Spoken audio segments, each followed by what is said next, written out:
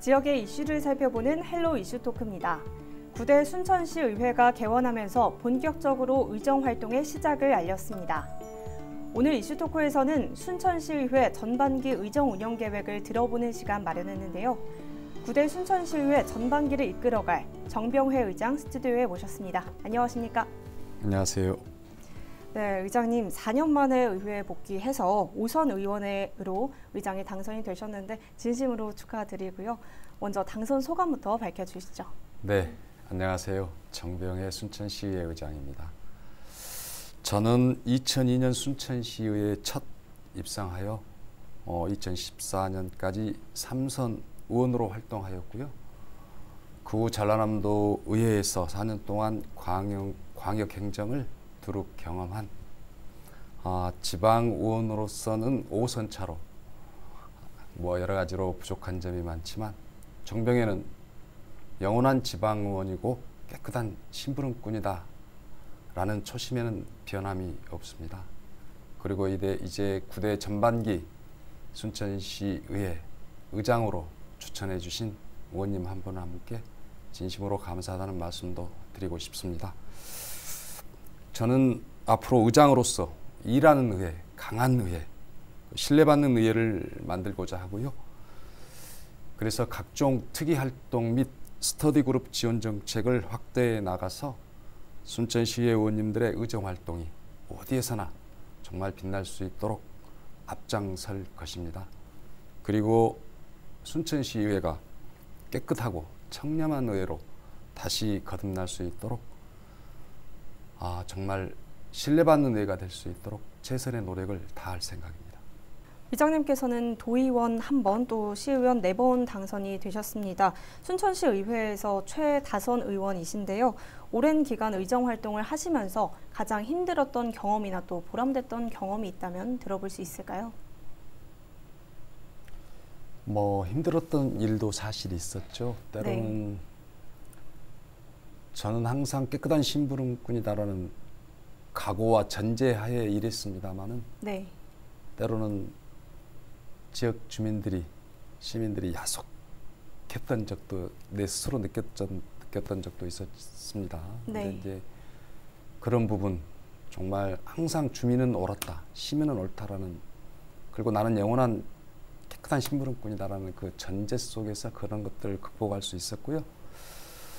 보람됐던 일들은 제가 이제 시의원 시절 전국 최초로 주택 도시가스 공급 지원 조례를 제정했던 일입니다. 제가 시의원 시절 저희 지역구가 원도심이었습니다. 이 원도심은 상대적으로 노인 인구 비율이 굉장히 높고요. 또 은퇴자 어르신들이 많기 때문에 소득이 낮습니다. 그런데 이제 그 원도심 지역에는 도시가스가 공급이 이루어지지 않고 있었어요. 그때 당시. 그래서 어르신들이 항상 겨울만 되면 난방비 때문에 따뜻한 겨울을 알 수가 없었고 우리 어르신들이 저에게 하소연했습니다.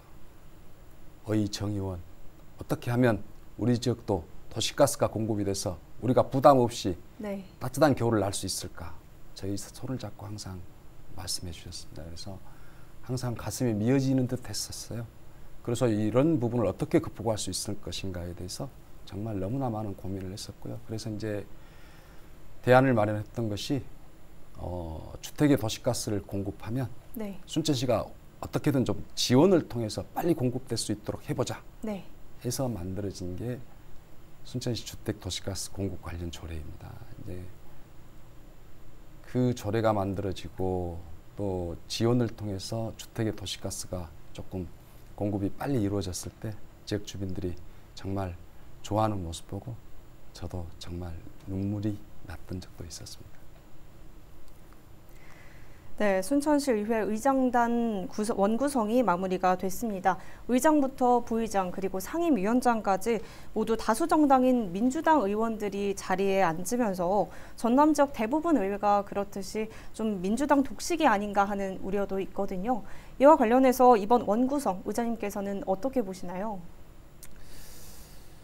지난 제260회 순천시의 임시회를 통해서 전반기 의장단 원구선과 상임위원장 선거를 마무리했습니다. 네.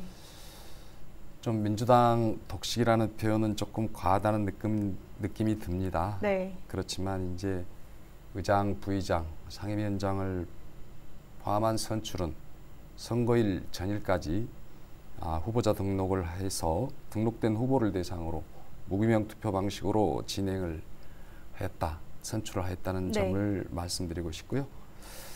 사실 지금 순천시의회 정원 25명 중 20명이 우리 민주당 출신 의원입니다. 네. 이것은 시민들께서 민주당이 의회를 통해서 견제와 감시를 하고 균형의 추를 맞추라고 하는 그 명령이 아닌가 네. 싶기도 하거든요. 그래서 이제 우려하시는 부분도 있겠지만 정말 우려가 없도록 순천시의회를 잘 이끌어 가도록 하겠습니다. 네, 이번 의회 현황을 살펴보면 정원 25명 가운데 12명이죠. 거의 절반 정도가 초선 의원으로 구성됐다고 알고 있거든요. 아무래도 경험이 없다는 측면에서 우려가 나올 수밖에 없을 것 같은데 의정 활동을 잘 펼쳐나갈 수 있도록 의장님께서는 어떻게 이끌어줄 생각이신가요? 제가 앞서서 우리 의원님들과 진심으로 소통을 한다 말씀을 네. 드렸듯이 정말 그런 부분부터 최선을 다할 것이고요. 우리 초선 의원님들 12분 계시지만 의원님들 한 분 한 분 뛰어난 다 역량을 가지고 있으신 분입니다. 네. 그래서 우리 위대한 순천 시민이 뽑아주신 만큼 그리고 구성해 주신 만큼 시민 여러분들의 기대에 부응하도록 의원님들 의견도 존중하고 각종 특위 활동 및 스터디 그룹을 통해서 전문성을 강화하고 서로 협력하면서 의정 활동이 정말 우리 시민들께 잘 빚어질 수 있도록 이끌어 가겠습니다.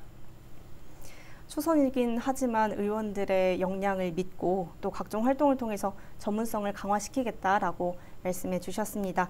이제 시작하자마자 조금 무거운 얘기를 해야 될 것 같은데요. 아무래도 순천시의 현실이기도 해서 말씀드리도록 하겠습니다. 지난해 국민권익위 청렴도 평가에서 순천시 의회가 의정활동 부문은 5등급, 그리고 의회 운영 부분에서는 4등급을 받아 종합청렴도 5등급에 그쳤는데요. 정병혜 의장이 이끄는 순천시 의회, 앞으로 어떤 변화를 기대해 볼 수 있을까요? 지난 순천시의회는 의원님들 간의 약간의 계파 갈등과 또 부당한 업무 처리 요구 등 이런 것이 의정활동에 대한 공정성, 투명성 측정에서 낙제점을 맞았다는 분석이 일부 있었던 것 같습니다. 네. 그리고 이제 여기에 대의기관으로서의 견제 감시 역할도 충실하지 못했다는 시민들의 평가도 더해졌다라고 생각이 들고요. 네. 그래서 저희 앞으로의 의회는 주민의 깨끗한 심부름꾼이다라는 각오와 막중한 책임감을 가지고 청렴도 최하위 등급이란 오명을 벗기는데 저희 모든 역량과 힘을 쏟아붓을 것입니다. 네. 그리고 이제 우리 순천시의 의원님 모두가 도덕적 책무를 최우선의 가치로 하고요. 나부터 청렴을 실천할 것이고요.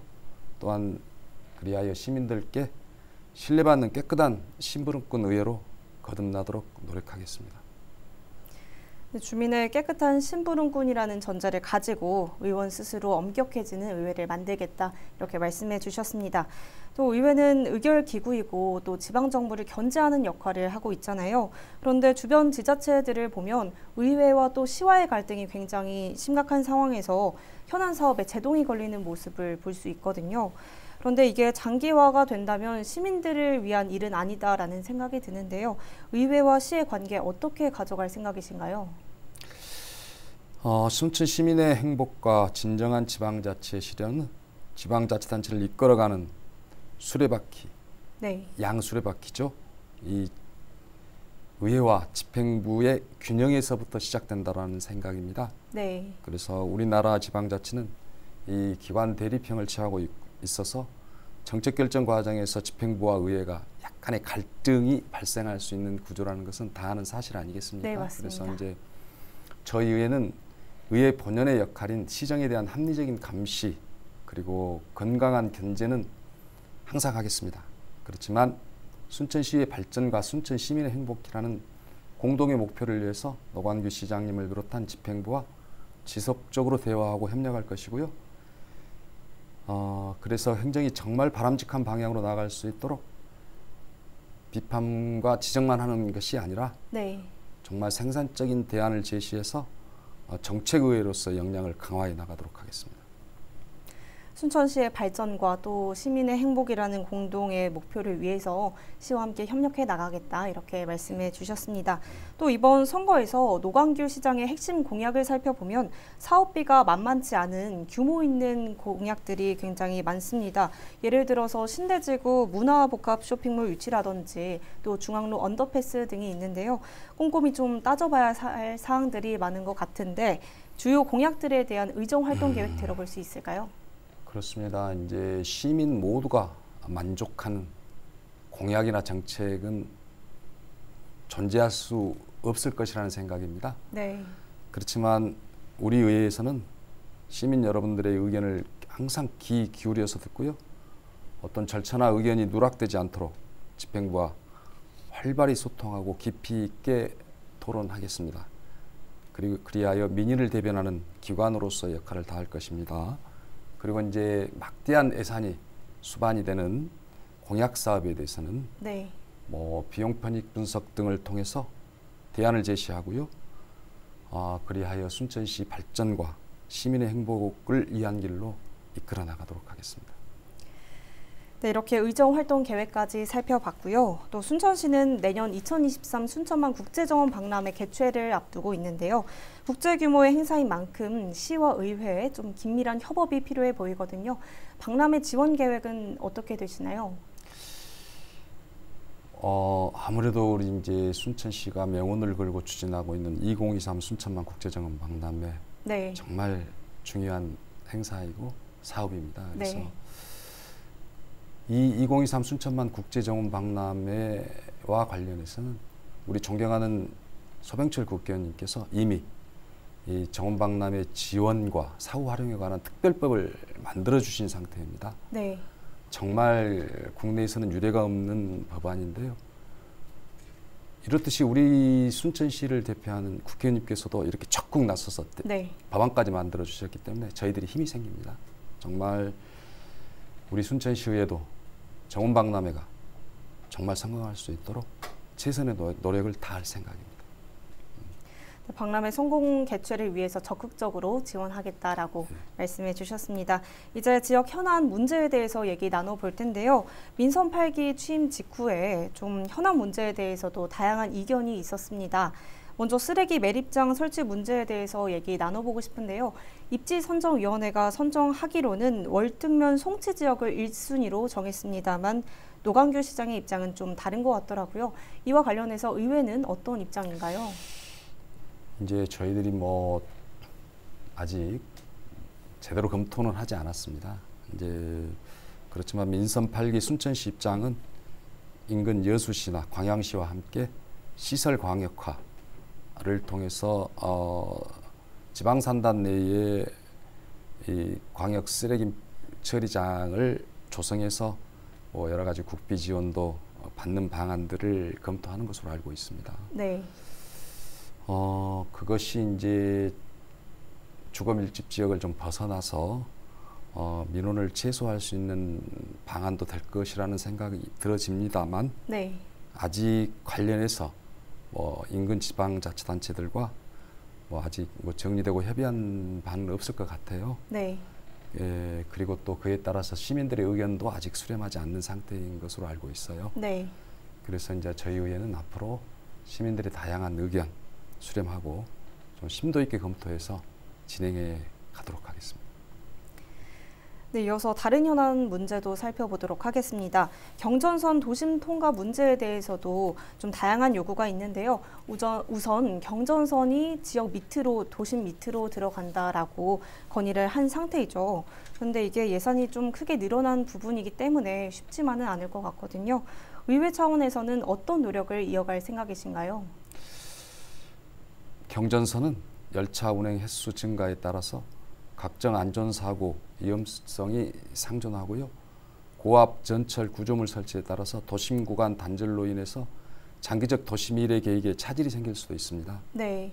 그리고 또 입체 교차로 설치 시 사거리 도로 단절에 따른 통행 불편이 증가한다는 여러 가지 어려움들이 있습니다. 네. 그래서 노선을 도심 외곽으로 변경하거나 도심 구간을 지중화하는 대안을 통해서 조금 많은 예산이 소요되더라도 그렇게 해야 되는 게 순천의 장기적 미래 발전에 도움이 되지 않을까라는 생각에는과 원칙에는 뭐 변함이 없습니다. 저희에는. 네. 그리고 이제 이런 것들이 장기적 관점에서 결정되어져야 한다라는 라고요. 그리고 이제 우리 순천시는 뭐 대한민국 생태수도 인류 순천을 지향하고 있지 않습니까? 네, 맞습니다. 그렇기 때문에 더더욱 이 경전선의 뭐 전철화, 지중화 사업, 네. 그리고 도심 외곽으로의 뭐 노선 변경 이것들은 꼭 차질 없이 이루어져야 된다고 생각하고 있습니다. 네, 이어서 의대 유치에 대해서 이야기 나눠볼 텐데요. 순천을 넘어서 전남 지역의 최대 현안이라고 할 수 있을 것 같습니다. 지난 문재인 정부에서는 전남 의대 유치가 확정이 지어졌습니다만 이제 민주당이 야당인 입장인 데다 또 윤석열 정부에서는 이 공약이 빠져 있거든요. 이런 상황 속에서 의회가 고민하고 있는 의대 유치 계획 들어볼 수 있을까요? 우리 전남은 안타깝게도 전국 시도 중에서 유일하게 의과대학이 없습니다. 네. 그래서 특히 전남 동부권은 상급병원으로의 환자 이송 시간이 1시간 이상 소요되고 있습니다. 네. 그래서 국가산업단지를 비롯한 이 석유화학단지가 밀집되어서 각종 산업재해에 상시적으로 노출되고 있지 않습니까? 그래서 또한 고령화 인구 비율 또한 24% 정도로 굉장히 높고요. 그래서 공중보건의료에 대한 의존도가 매우 높고 의료시설이 뭐 열악한 것으로 상급병원, 종합병원이 뭐 절실히 필요하고 요구되는 시점이라고 생각하고 있습니다. 그래서 네. 우리 순천시에서도 두 차례에 걸쳐서 국립순천대학교 의과대학 유치를 위한 특이 활동을 활발히 전개했었고요. 저희 이제 구대의회에 있어서도 우리 전남의 의과대학이 유치될 수 있도록 특히 전남 동부권의 의과대학이 유치될 수 있도록 네. 정말 관계기관과 또 시민들과 함께 최선의 노력을 경주할 생각입니다. 네, 전남의 의과대학이 절실히 필요한 만큼 의대 유치에 최선을 다하겠다라고 말씀해 주셨습니다. 이렇게 순천 지역의 현안 문제들에 대해서도 살펴봤는데요. 지방자치법이 32년 만에 개정이 되면서 의정 활동을 하는 데 있어서도 변화가 예상이 됩니다. 사실 이번에 출범한 의회가 시험대에 올랐다라고 볼 수 있을 것 같은데 이 변화에 맞춰서 어떤 방향으로 의회를 이끌어 가시겠습니까? 올해는 사실 32년 만에 지방자치법이 전면 개정됐고요. 네. 그래서 의회의 인사권 독립, 정책 지원 전문 인력 도입, 그리고 지방의 운영 자유라 등 지방의 권한과 책임이 더욱 커졌습니다. 네. 그러나 이제 아직까지도 진정한 자치분권을 위해서는 가야 할 길이 먼 것도 사실입니다. 이 자치분권 시대의 원년을 맞이해서 어떻게 의정을 이끌어내는가에 따라서 많은 것이 달라질 것이라고 생각이 듭니다만 네. 저희 의회는 이 높아진 권한과 위상에 걸맞도록 정말 공부하는 의회가 되어서 의원님들의 실력과 품격을 높이고 전문성을 정말 강화해서 정말 순천시의회가 시민들로부터 신뢰받는 의회가 될 수 있도록 노력하겠습니다. 네, 끝으로 LG헬로비전 시청자와 또 순천 시민께 전하고 싶은 말씀 있다면 덧붙여 주시죠. 아까 제가 서두에도 말씀드렸습니다마는 일하는 의회, 강한 의회, 신뢰받는 의회라는 슬로건을 내걸고 출발한 우리 구대 순천시 의회가 늘 초심을 잃지 않고 순천시의 발전과 순천 시민의 행복을 위해 달려가겠습니다. 앞으로도 순천시에 대한 아낌없는 관심과 성원을 부탁드립니다. 끝으로 이제 시청자 여러분 모두의 가정의 건강과 행복이 함께 하시길 기원합니다. 고맙습니다. 오늘 말씀 여기까지 듣겠습니다. 의장님 나와주셔서 감사합니다. 네, 지금까지 순천시의회 정병회 의장과 함께 앞으로의 계획 살펴봤습니다. 시청해주신 여러분 고맙습니다. 지금까지 헬로 이슈토크였습니다.